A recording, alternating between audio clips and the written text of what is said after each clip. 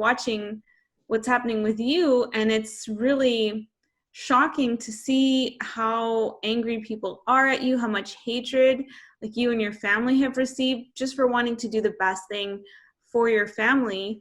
And it's really unfortunate that, like you were mentioning, there's such an identification, and it becomes this ideology that you're like, I am like an ethical vegan, this is who I am.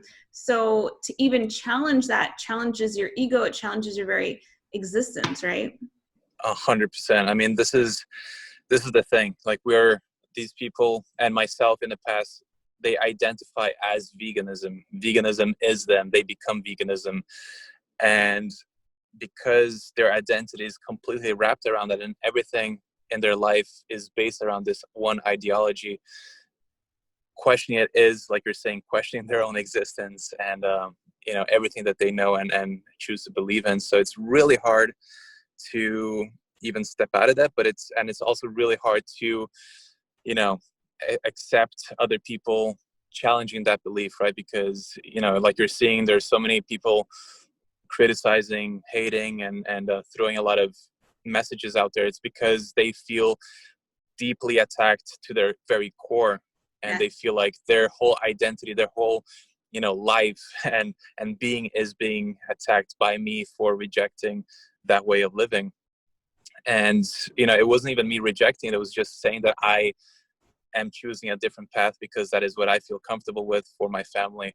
But even that, no matter how subtle you make it, no matter how how many valid reasons you give, it's never going to be good enough, because they have their whole identity wrapped up in that, and anything that goes against it is ultimately just destroying their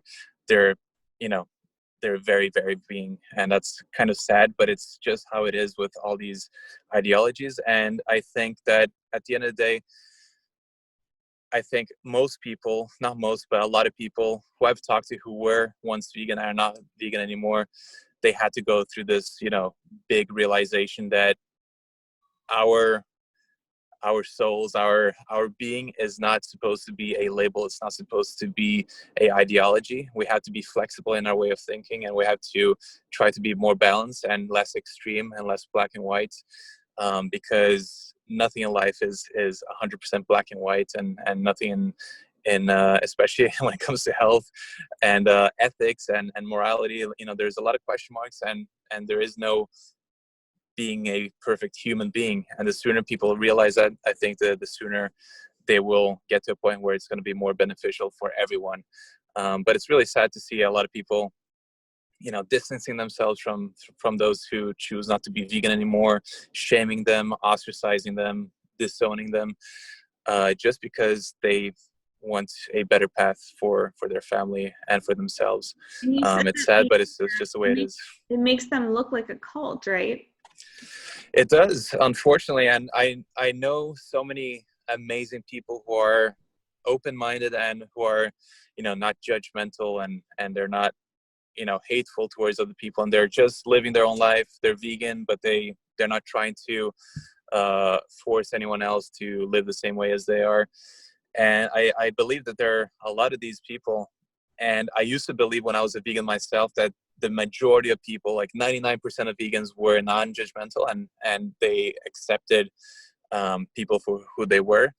But as the years went on, and the more I observed with these case studies of vegan influencers not being vegan anymore, and after going through this myself, I've quickly realized that it's not just the very small minority of people that are very aggressive and very judgmental. It is a little bit more than I initially thought. And, I'm not going to say that it's the majority of vegans, but it's definitely a bigger and larger number than a lot of people realize when you're in that lifestyle yourself. And, for me and for us, we don't really take that too hard, because we understand, because we were there ourselves as well. We had that same mindset. And now that we don't, we can kind of accept the situation and not take it too hard, and not be depressed or sad or frustrated. But at the same time, when you have close friends disowning you for the choice that you made, then, you know, it gets a little bit more challenging and a little bit sad. But then, you know, it's kind of like another thing of, you know, realizing that people who become friends with you just because of your way of living, and how your behavior supports their behavior, and they don't really support you after you change, then they were not, you know, really your friends, and they were not really close to you in the first place. Luckily, that hasn't happened a lot, but, you know, there have been a few cases, and it's sad. And I know so many people that go through that. They go through it when they become vegan because they kind of reject their own siblings, their parents, and then they go through it again when they're no longer vegan because they go through the same with their new vegan friends that they made after. So it's it's definitely strange how people are so wrapped up in their own identity, and that they cannot get along with other people that make a different choice. It's sad. Yeah, I definitely agree. And it's kind of a microcosm of how the whole state of the world is right now. You know, it's like, you agree with me, I love you. You agree with me, I hate you. It's really like that basic, like, if you love the same things I do, then we're going to be best friends. And if you don't agree with me, then, you know, I have nothing but hate for you. Like, why does it have to be, you know, so extreme? So it's really sad. But I have seen a lot of, like, looked at some of the comments on your videos, and I did see a lot of like positive ones too, like people saying they have so much respect for you. And I love how you're sharing your journey in this, and how your family, you know, you're setting up like a little chicken coop in the backyard, and you're doing some farming, and you're taking the time to learn and understand. And what's funny, ironic to me, when I was vegetarian and vegan, like, I didn't do the research. I didn't, you know, look at this stuff. I just saw some movies and I believed everything. But now what I found, like, being meat-based, is that I care more than ever about, like, how animals are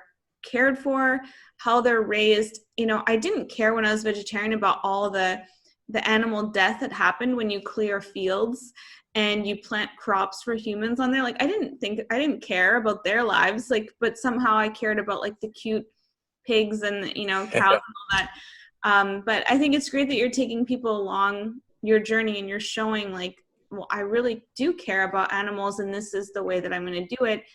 You know, animals in the wild face really, like, pretty gruesome deaths, you know, when they're killed just in nature, because that's how nature is. But there are ways that as humans we can coexist with animals. We can, you know, partake in regenerative farming, where they're a whole part of this life cycle, and we can care for them, treat them, you know, very humanely with a lot of love, and also, you know, eat animals themselves. And I saw you actually said you're going to learn how to hunt. And to me, that's really taking the ultimate responsibility of, like, foraging your own food, finding your food yourself, and, like, really owning that whole process.